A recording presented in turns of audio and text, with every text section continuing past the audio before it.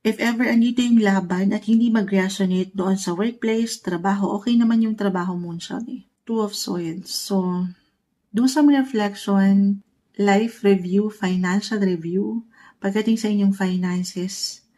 Kasi baka dito mag-resonate yung ilang, eto normal. Usaping pera, highs and lows, Leo, ups and downs. Maaring may ilang, yes, yung blessing of work na riyan po. Hindi kayo mawawalan.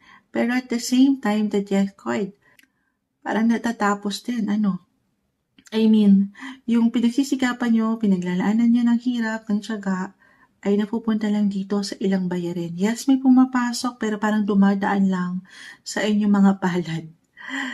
Parang nakaset na yung intention, nagtatrabaho para sa ilang bayarin.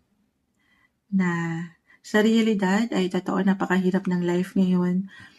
Pero hindi man agad-agad yung kaalwanan. Sabi ko nga, maaaring medyo low-key pa rin for some of you. May pagka-tight yung budget na kung hindi nyo susukuan yung mga gusto nyo pang ma-reach, guys. Eyes on the prize. I see improvement, development. Hindi man agad-agad ngayong March.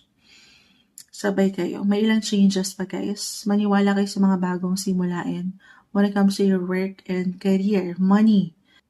Patience, and patience, the temperance card. Habaan daw ang inyong mga PC, huwag kayong mainip or magmamadali.